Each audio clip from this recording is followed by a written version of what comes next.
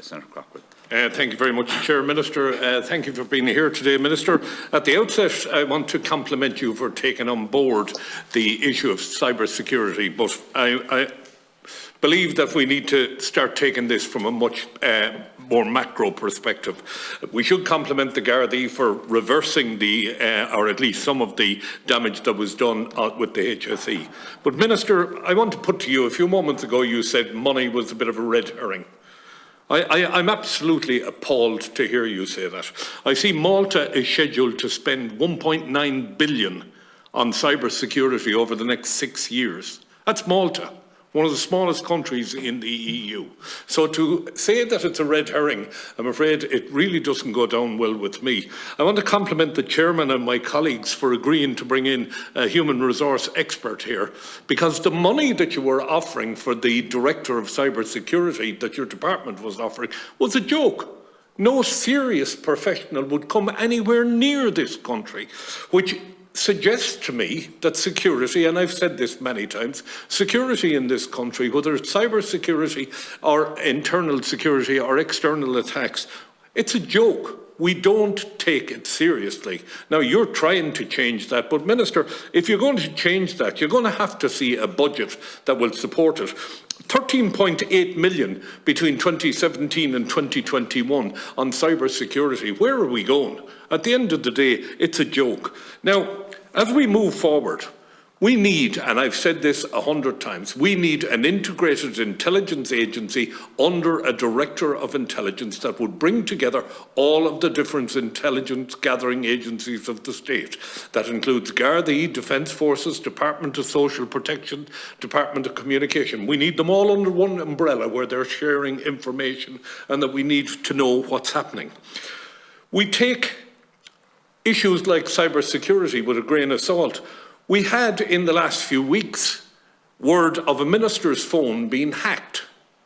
And it just sort of breezes past everybody, and church was nothing really to get too excited about. Are your phones, Minister, and maybe you can't answer this today, but are your phones protected properly? Do you have encrypted telephones? And if you don't, we should have encrypted telephones. We are a central location for foreign direct investment, and we control some of the largest volumes of data in Europe. And we're talking about 30 people in cybersecurity.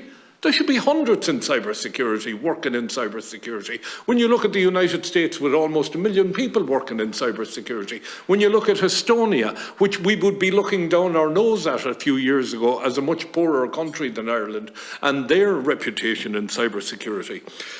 We spoke, my colleague, Deputy O'Murrachu, spoke about the issue of Defence Forces, spoke about the issue of legislation. We see last night on the TV how the Graham Dwyer case may limit the capacity of the Gardaí to actually get involved in counter-espionage or counter-intelligence, if you want. That is outrageous. It's absolutely outrageous that that might happen. We see that we have ships sailing up and down the Atlantic coast, coming very close to the 12-mile limit, where they are capable of intercepting data that is travelling from the United States into Ireland. Now, look, there are 3.5 million positions open in the world in cybersecurity. With 3.5 million positions open, Ireland is going to have to compete. And to compete, we're going to have to put billions into cybersecurity. We will not have foreign direct investment here in a few years' time if we start seeing cybersecurity attacks. Since, I can't understand it, but I have my own beliefs on it. Since we all started to register for the pandemic and COVID on our mobile phones, we're inundated with attacks from all sorts of crazy. I get a dozen phone calls a week from the Department of Social Protection. I no longer answer them. I won't answer any number now where I don't recognise the caller because I'm sick to the teeth of it. But Minister, I want to ask you, you're going to be going in front of Minister McGrath and the Cabinet in the next few days. Do they fully understand the impact on foreign direct investment if they don't invest in cybersecurity? There's clearly a lack of understanding of what's required. And in fairness to you, Minister, after you saw the HR expert, Blonit Carolyn here, talk about a salary structure of 220,000, you clearly fought the battle and got as close to that figure as you possibly could, and hopefully we will get somebody really good into it. The problem we have with 3.5 million vacancies in the world, are we going to become a training centre for people who are paid poor money, who'll move to higher paying economies as soon as they're trained? I am really concerned about this, and I know this committee has taken a huge amount of time to debate these things, and I thank the chairman for it, and I thank you for being here. But Minister, is cybersecurity and security in general a joke? Would you agree with me that we need a director of intelligence and that we need one single intelligence agency? I'm shocked to hear that we have only one Defence Force member in the National Cybersecurity Centre. It should be run by the military, like most cybersecurity organisations in the world. So I'll throw that over to you, Minister. I might come back with one or two supplementaries. Minister. Thank you. Thank you very much, Senator Craughwell. I'll just start by saying I'm not aware of any cybersecurity centre in the world that's run by the military, and ours is not run by the military, although it does have military assistance, and which is very valuable as input. The salary. I think we're to talk about the director, and is there enough money to pay the person? The director who is to be appointed on a salary of €184,000, that job is not directly equivalent to a chief information security officer working for a big tech company. It's a different job because it has different responsibilities. It will have a different day-to-day working, and they're not directly equivalent. There are different benefits to that job, and there are different responsibilities. There's a lot of diplomacy, organisational skills. Minister, just on that point, sure. Will you bring in experts in recruiting for people in cybersecurity to assist in the recruitment process? Because it's such a specialised post. Not in any way, public accounts does its work well, but on this particular one, will you be bringing expertise in terms of the recruitment process? Thank you for having that in, Chairman. Yeah, in short, we will bring in experts in that, and that was the plan. We will bring in experts to this process, and the board itself also has expertise, but we will bring in external experts to that area. Can I go back to answering Senator Craughwell's question? Yes, yeah? yes, absolutely. Yeah. So Senator Craughwell mentioned the idea that we should have some kind of overall head of all the different parts of cyber security, cyber defence across the different branches of the government, military, police, and so on, and some kind of coordinating role. And in fact, we do have that. It's called the National Security Analysis Centre, and it's based in the Department of the Taoiseach. So let's see what else we have here. Senator Craughwell asked if my phone is encrypted. It is encrypted, and I think that is a basic security measure to make sure that phones are encrypted, so that if they're stolen, that the data can be Can I just taken interrupt you there? In that case, Minister, if phones are encrypted, cabinet members' phones are encrypted, and we've had one hacked, does that not create a massive national security question? We're talking here about the HSE for the last half an hour or thereabouts, and the impact that has had. If you can hack a cabinet minister's phone, just think off the top of your head the number of people's telephone numbers you'd have, not just nationally but internationally, the text messages that would be exchanged between cabinet members, the text messages that would be exchanged between ministers across the EU. I find it absolutely beyond belief that we've had a minister's phone hacked and that absolutely nobody seems to mind about it. Sure, this is grand, 'tis all fine. I just can't. We take security as a joke in this country. So, Senator Craughwell, in terms of the security incident with Minister Coveney's phone, his phone was encrypted. The security incident was reported to the National Cyber Security Centre. I can assure you they took it extremely seriously as a matter of national security, because he is the Minister for Foreign Affairs, So there's absolutely in no regard was this treated as a trivial matter. All the correct statutory things were done to respond to that incident. I think that's really all I have to say about that. I think. I'll move on then to the question about the Graham Dwyer case and the implications for the legal implications for intelligence gathering or rules about. Minister, sorry, just be careful about any live legal case. Just in terms of your comments, just by way of observation. Okay. Thank you for the reminder, Chair. So just to say about that is in fact what I was going to say, Chair, was that is a live case, and that the case has not yet been decided, and the implications of it are unknown as yet. I can tell you that scenario planning is of course done, but it's a live case and I can't comment on it, and I don't know how it is going to turn out. Is the reality? Yeah. In fairness, Minister, I wasn't asking you to comment on the Dwyer case. It was the concept that when we're talking about security, you'll know this. For example, in the development of antivirus software, we are always chasing the criminal. In the interest of consistency, I'll also ask you to be guided that it is a live legal case. No, and I wasn't going to go there, Chairman. But we're always chasing the criminal when it comes to virus software. We're always chasing the criminal when it comes to any sort of criminal behaviour, just as we're chasing hardware when we're trying to develop the latest software. So these are serious issues, and things like ethical hacking and things like that need to be proactive in the country if we're to be sure and safe. And that would apply to the schools my former colleague Deputy Crowe was talking about. There should be in the college I worked in Blackrock, and I know you know the place well.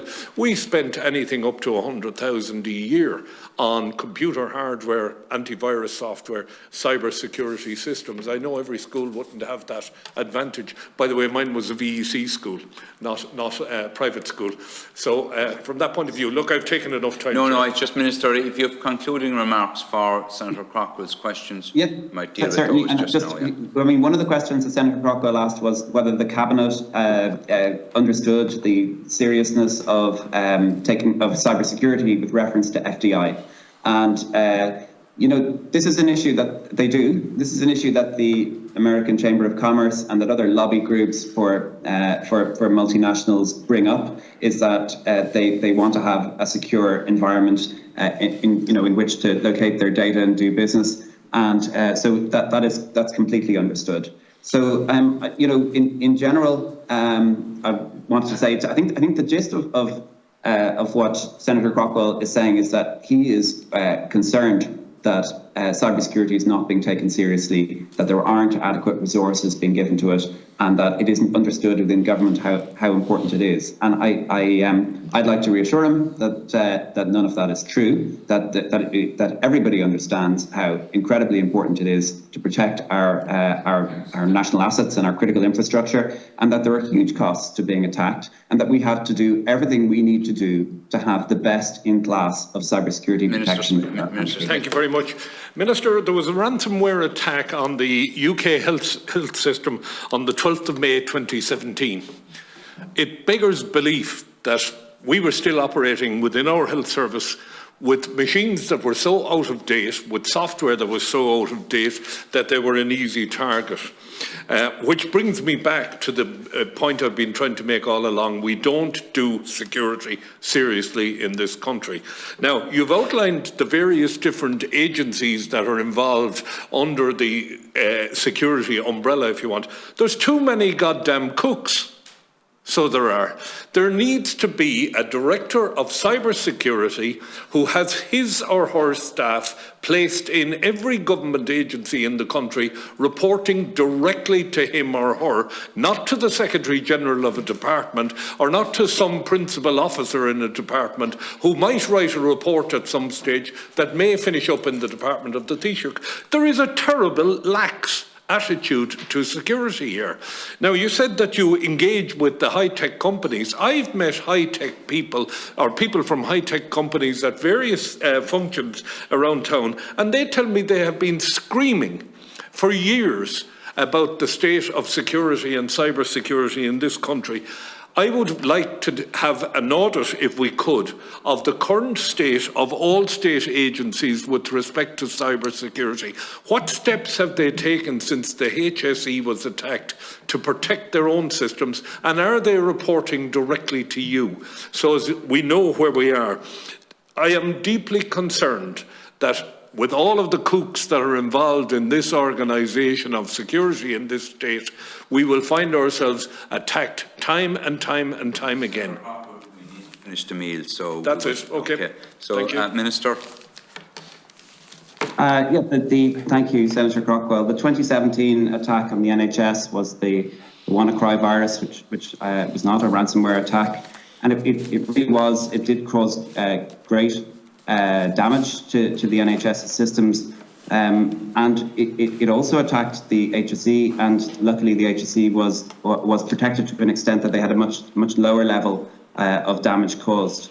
The question about centralised cybersecurity, I think Senator Craughwell was suggesting that every cybersecurity lead in every government department should report to the NCSC cybersecurity director, which is a centralised model and is the opposite of what we were discussing with Deputy Crow, where this idea that you need to have a distributed model, that people need to be able to control their own cybersecurity in their own organisations.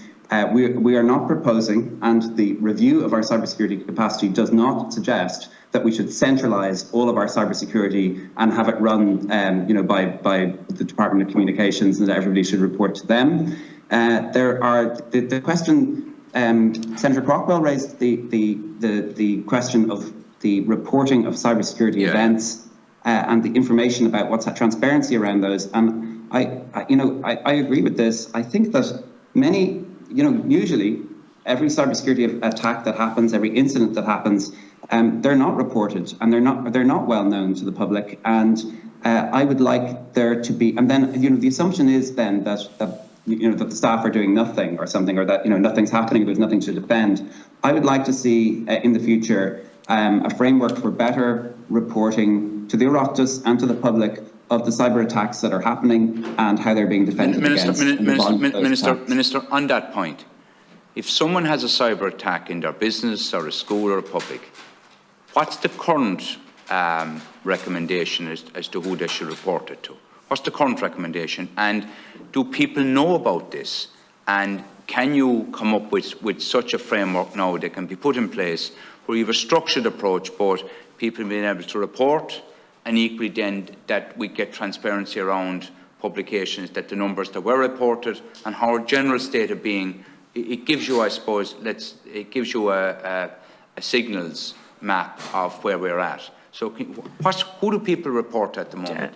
And Chair, I would just add that, like, anecdotally, and I've heard it a number of times, of just an awful lot of companies that aren't declaring and are just paying the money and getting the key and telling nobody anything because they're afraid of reputational damage or whatever.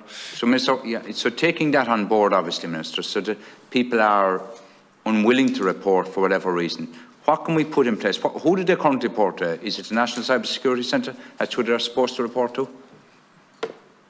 Yes, it is the National Cyber Security Centre. And if I'd say to any organisation that is attacked to look at the National Cyber Security Centre's website, and they give information for how to report an incident.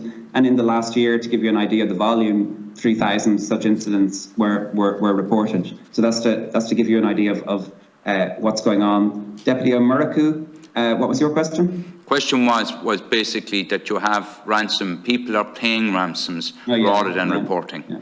And your perspective on that? Yeah, so we do want people to report what happens. We don't want them to pay ransoms. The paying ransoms just creates more attacks. It is the business model of the people who are there. I would ask anybody who is attacked to contact the National Cyber Security Centre for assistance and for help. and that the staff there have great experience dealing with people who've been attacked all the time, and they can the actions that you take when you're attacked are really critical to what happens later on, to your success at being able to protect yourselves from these people. Even if you pay the ransom, you may still have your data published. You may never get a key back to unlock your data. Whereas, with the HSE attack, of course, we didn't pay a ransom, we got the key back, and we didn't have any data published. So I would advise anybody who is attacked to contact the National Cybersecurity Centre, any organisation that's attacked. Deputy O'Connor.